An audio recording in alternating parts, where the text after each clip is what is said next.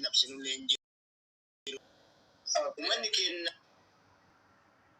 wada gefata wana mijede lubatu anala kulala alhamdulillah simalin batu wani hundu sababa anafigai amabodalle aga rabbina jirati senjirada ummata ki hundanu galatoma andura namni fetan arab saga wagato ko wani jede suta kesa yada ki yinu batani ni barani narra faman jere amalle wari kalenati dole heddunati dawale ifamanugo anamalle ifamisini gode kana arab ses kana ratis warabis kawan fetina njette anena jede rabti kiyama singa omata kenile walla luma ani du'e wani isada balun qabu miruma kesa sene isale disi anoma wallahi isale anabje rabbi san kabin ana kana jesu rabbi lakin ufuma duras fakata kakiya annama murmatu dallo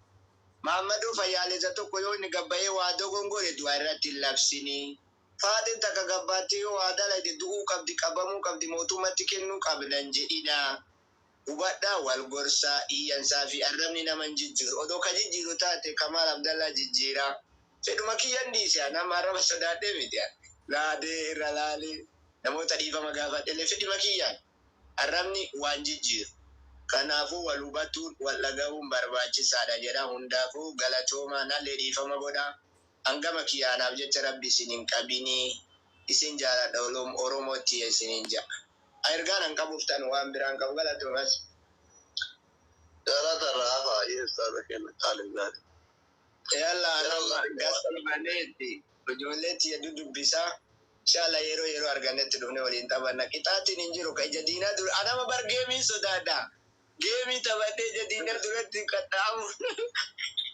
ama gemi billama ko man tabada wale gemi akana kanini tabadnu okay bakara kono njiro inshallah ante gemi billama fi walinjir idan wallahi najira tasliki ya gafa ba lolle ga wannan najira do umri dera baye sigala tefa yalla baye habibi arom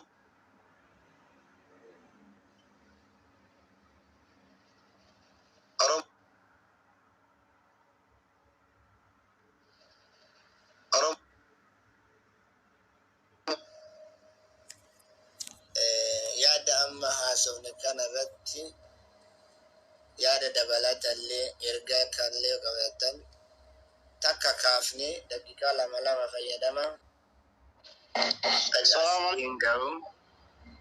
alaikum assalam wa rahmatullah jutta kamala shakko sire gala tarabi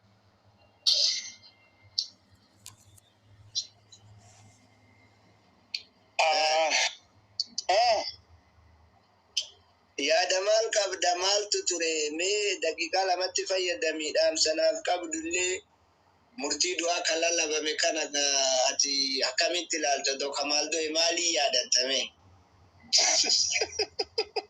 odo kamal mana ida sene nam akami jette ya datta mali na ya datta zili bakaran tulle ya danno tete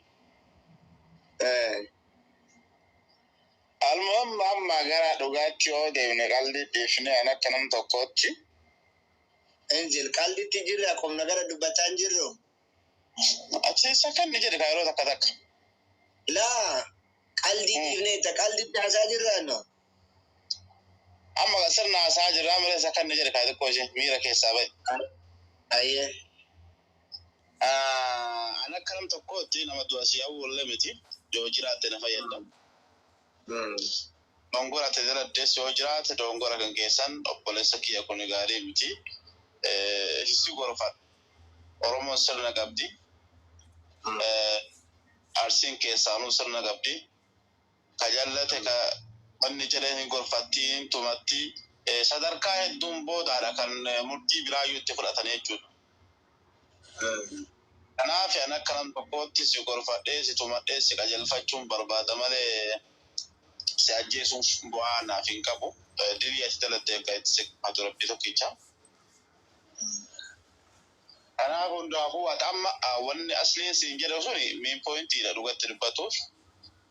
Amma booda ajandaa uummataa yoo ka fiddu taate uummanni sirriifataa deema beektaa. Ka toltu yaades ka hamtuu si yaades waan rabbi tokkichi fedhe malee namni waa takka si danda'u rabbii tokkicha waan rabbiin tokkichi ni taati jedhe malee namni ofii homaa nama godhuu hin danda'u sababa ta'a. Kanaaf warroota asirratti ajjeefnaa maal goona jedhu san illee akkuma isin jedhani sagalabe isaan akka saasaan san qofatti ergi yoo du'e maa irraa fayyadamaa jedhiin malee miidiyaa irra tokkotti ammallee garanaa garasiin akka yookaan namni beektaa Oromiyaa keessa rakkoo bal'aa jira, rakkoo hedduu jira. Rakkataa keenya asirra gargaaraa jirra. Rakkoo Oromoo asirra dubbataa jirra. Rakkoon Oromoo akka mul'anneedhaaf gaafsan ajandaa ta'ee dhufa dubbiin kuni. Nama rakkoo Oromoo leen ta'ini ajandaa sanillee asirra fidinii siin jechuu barbaada. Thank you, Pedro. Ayyantu Ahmad. Assalamu alaikum. Assalamu alaikum warahmatullahi wabarakatuh. Alaikum assalam warahmatullah. Akam je Kamal Naga. Naga galata rabbi. Anillee yaada asliin jeesaniin deeggara gama kiyyaan. Asirratti baastee isaanillee hin qaanyeessini keessumaan ergii fi rabbi waa hunda si haa laaffisu. Osoo ka waanyu ka horaa jette Oromoon. Digalee kaamtu si yaadullee inshallah rabbiin akka isaanii ni kafalaa fi ati waan hin taanellee gadi lakkisini jabaadhu. Rabbi hamtu sirraa qabuun siin jaa. Gizee aartellee miira keessan seeniiniif qabi. Seeniinis yaada kiyyatti. Akkasiin siin jaa hedduu takkaan bakka sii qaba hedduu takkaan si kabaja. Akka ilma Oromoo tokkotti. Ammas namni keenya namni mudawwara uffatu hunda sheekatti beekanii saniifillee ta'uu ni mala. Akka aadaa Suuditti mudawwara uffachuun aadaadha. Wannummaan dhiiratee hundinuu mudawwara uffatanii kana namni keenya hubanne ni beektaa. Sheeka isaan namni gizee mudawwara uffatu areeda gizee qabdu meebii sheeka itti fudhatan taate ati takkaan sheeka ittullee si dhagee hin beeku. Hangaan TikTok fayyadamu kana. Hedduu takkaan foolollee si godhee itti jala deemu ture. Maqaan jijjiiradhee saniif nan beekini isaa sheekamaa lamma. Na beektii ana tashamsiyaa hojii dhufe mana kee kan. Akkasii rabbi si hojjaa jiraatu kanumaan sii dhaama.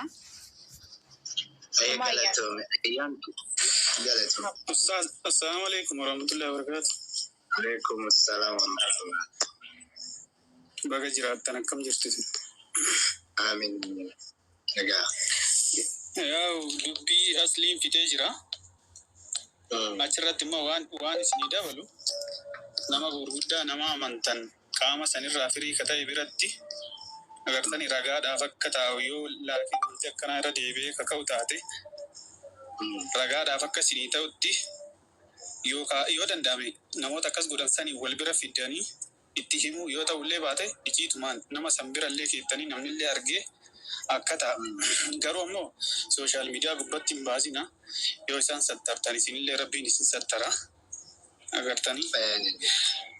Ammoo isin waan laaltanii ofii keessanii rabbii fi nama itti balleesseerallee jettan ufuma keessanii yaadaatiin dhiibama rabbiin gaafadha. Anammoo uummata keenya kana wanni ni dhaamu namni hayyuun namni beekaani.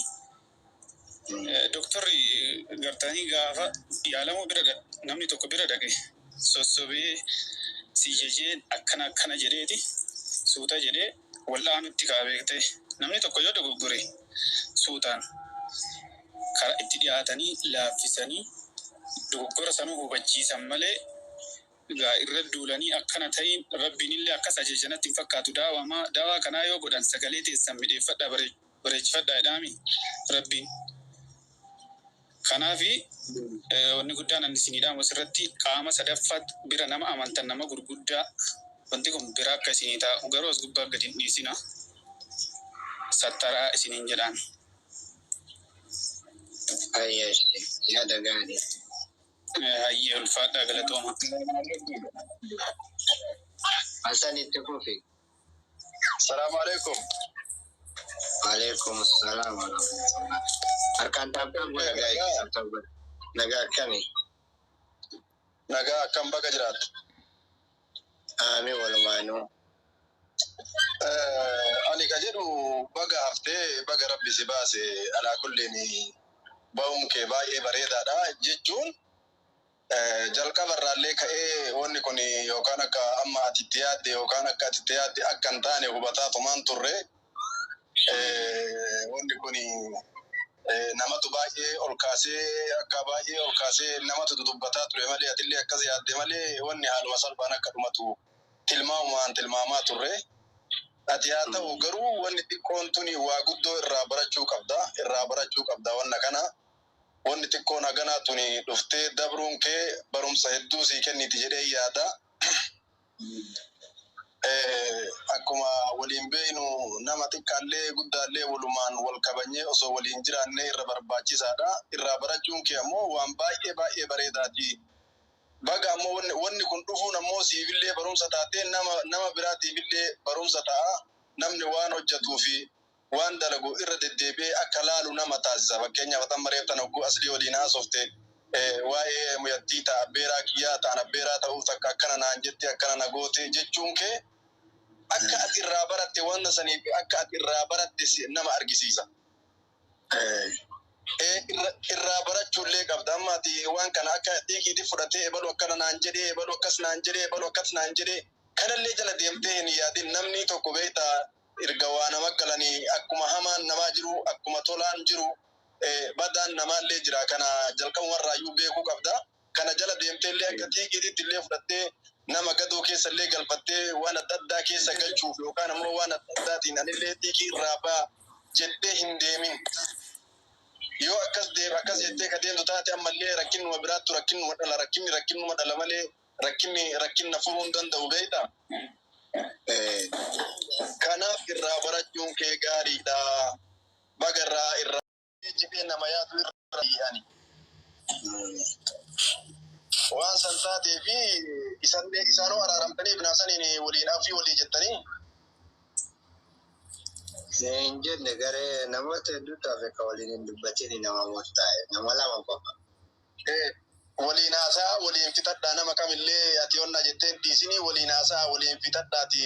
Wanni kun haala rabbiitti illee yookaan namni tokko beektaa haala namaatiin illee namni homaa si godhuu hin danda'u. Garuu rabbi biratti boru yookaan waan adda addaatiin boru azabamuu irraa har'aan tana yoo itti balleessite illee akiitti itti balleessitee jirtaa dhiifama gaafadhu.